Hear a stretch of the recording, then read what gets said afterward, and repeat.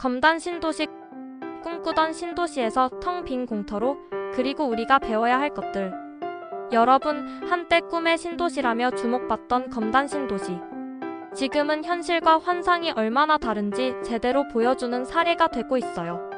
여기 투자하면 대박 난다는 말에 많은 분이 몰려들었지만 지금은 내가 왜 여길 샀을까? 후회하는 분들이 속출하고 있죠. 오늘은 검단 신도시의 현재 상황을 재미있고 자세히 풀어보면서 우리가 배울 수 있는 교훈과 해결책까지 딱딱 정리해드릴게요. 검단 신도시는 인천에서도 작은 규모가 아니에요. 1단계 지역은 김포 바로 옆에 붙어 있어서 서울 접근성도 좋고 이미 아파트 단지며 상가며 다 들어섰어요. 그런데요, 여긴 겉만 번지르르 합니다.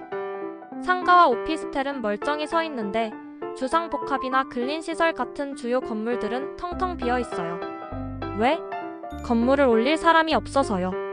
그래서 이 멋진 공터는 대형 트럭과 버스들의 주차장으로 쓰이고 있다니 참 안타깝죠. 중심 상권이라 불리는 호흡금 지역은 좀 북적이는 것 같아 보이죠? 하지만 속을 들여다보면 이야기가 달라요. 1층 상가도 공실이 많고 2층 이상은 거의 텅텅 비어 있습니다. 그리고 법조타운 주변 스트리트 상가들? 여기는 공실률이 90%가 넘어요. 상권이라고 말하기 민망할 정도죠. 건물주들은 세입자를 구하려고 별의별 방법을 다 씁니다. 임대 보장, 고수익 보장 같은 현수막을 걸어놨지만 세입자들은 코웃음만 칩니다. 심지어 분양받은 투자자들도 매물을 내놓고 있어요. 급매, 급매 외치지만 살 사람은 없죠. 왜 이런 일이 생겼을까요? 문제는 금리와 경기 침체입니다. 한 투자자의 이야기를 들어볼게요. 2년 전 금리가 3%일 때 검단 신도시 상가를 샀던 김씨. 당시 월세는 200만원 정도였고 이자 내고도 남는 돈이 있었죠. 그런데 지금은 금리가 6%로 뛰었고 월세는 140만원으로 떨어졌습니다. 세입자를 겨우 맞춰도 매달 이자 부담이 300만원이에요. 이러니 손해보고 팔자 하고 급매물을 내놓는 거예요. 하지만 급매물을 사겠다는 사람도 없습니다. 분양가 10억 원에 산 상가를 7억 원에 내놓아도요. 수익률 3%? 이 돈이면 차라리 해외 주식에 투자해서 6% 배당 받겠다고 하죠. 여러분, 이 상황에서 우리가 배워야 할 교훈은 명확합니다. 첫째, 투자 전에 꼭 공부하자. 서울과 가깝다는 이유만으로, 새 아파트 단지가 많다는 이유만으로 투자하지 마세요.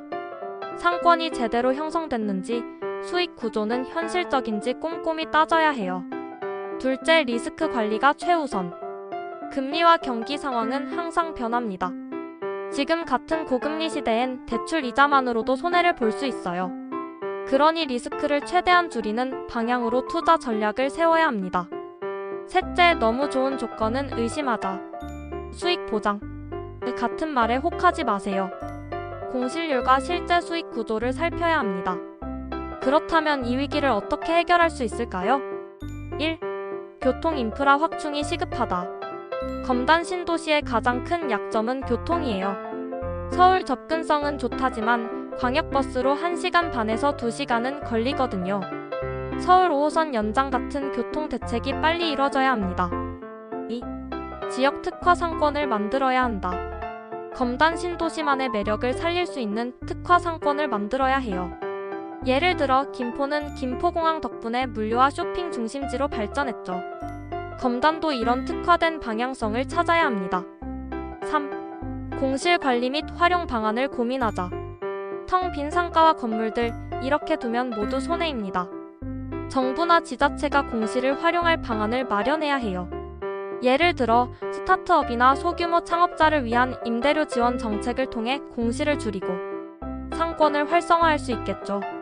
검단 신도시 이야기 한번 깊이 들어가 보니 참 씁쓸하죠.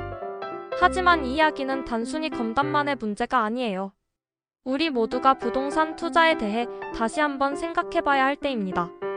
오늘 이야기 여러분에게 도움이 됐길 바랍니다. 다음엔 더 알차고 재미있는 이야기로 돌아올게요. 구독, 좋아요, 알림 설정은 사랑입니다.